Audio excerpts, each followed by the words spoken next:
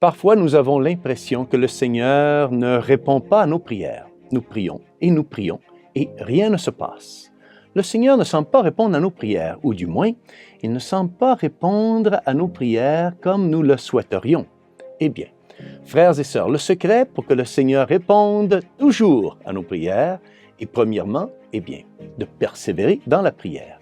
Et deuxièmement, d'être prêt à ce que le Seigneur réponde d'une manière différente de celle à laquelle nous nous attendons. Au nom du Père, et du Fils, et du Saint-Esprit. Amen. Chers frères et sœurs, Salve Maria, et bienvenue au commentaire de l'Évangile pour aujourd'hui. Dans l'Évangile d'aujourd'hui, nous retrouvons notre Seigneur Jésus-Christ à Cana. Et oui, à Cana en Galilée.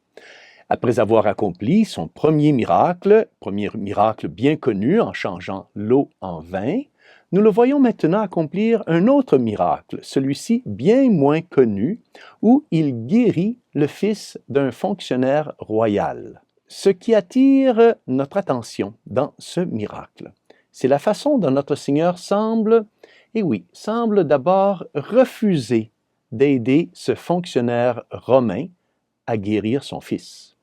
Lisons un extrait de l'Évangile d'aujourd'hui, l'Évangile qui nous est présenté par Saint Jean, chapitre 4, versets 43 à 54.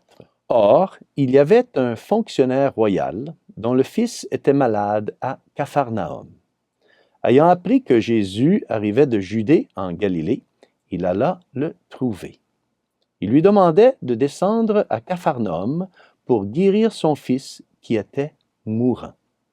Jésus lui dit, « Si vous ne voyez pas de signes et de prodiges, vous ne croirez donc pas. » Le fonctionnaire royal lui dit, « Seigneur, descends, avant que mon enfant ne meure. » Jésus lui répond, « Va, ton fils est vivant. » L'homme crut à la parole que Jésus lui avait dit et il partit.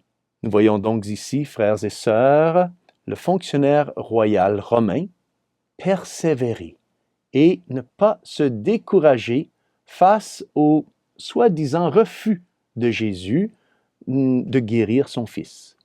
Et en réponse à cette persévérance, Jésus finit par répondre à sa demande en guérissant son fils, lorsqu'il lui dit « Va, ton fils est vivant ». Jésus n'a d'abord pas réagi comme l'homme le souhaitait, mais l'homme a cru, il a persévéré et il est entré chez lui et a constaté que son fils avait été guéri. Le deuxième point de notre méditation aujourd'hui, c'est que le Seigneur ne se rend pas d'abord à Capharnaüm, c'est-à-dire le Seigneur ne se rend même pas à Capharnaüm pour guérir directement le garçon malade. Mais le Seigneur accomplit le miracle à distance, sans même quitter Cana. Poursuivons la lecture de l'Évangile. Pendant qu'il descendait, ses serviteurs arrivèrent à sa rencontre et lui dirent que son fils était vivant. Il voulut savoir à quelle heure il s'était trouvé mieux.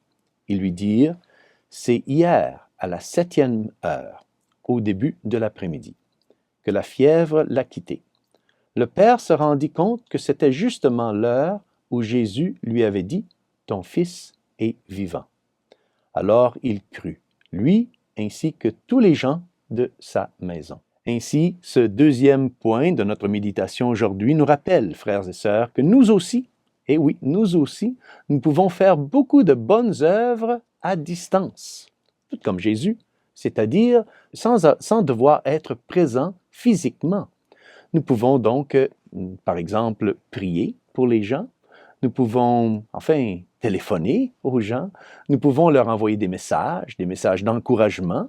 Nous pouvons simplement, penser aux gens que nous aimons, à notre famille, et cela les consolera spirituellement en raison de la doctrine de la communion des saints, où, dans le Christ, nous les chrétiens, nous formons un seul corps. Lorsque nous demandons à notre Seigneur de nous aider dans la prière, nous pouvons parfois avoir l'impression, qu'il ne répond pas à nos demandes, qu'il ne répond pas à notre prière. il ne se manifeste pas comme nous le souhaiterions. Lorsque cela se produit, eh bien, frères et sœurs, nous devons simplement persévérer dans la prière, comme le fonctionnaire romain de l'Évangile d'aujourd'hui. Et, comme lui, nous finirons par découvrir que le Seigneur a répondu à notre prière, même si ce n'est pas de la manière dont nous le souhaiterions. Alors demandons à la Sainte Vierge, demandons à Notre-Dame de nous aider à grandir dans notre foi, afin de toujours croire en la parole de Dieu et de ne jamais laisser la distance physique être un obstacle pour faire le bien. Et que Dieu Tout-Puissant vous bénisse, au nom du Père et du Fils et du Saint-Esprit. Amen. Salve Maria!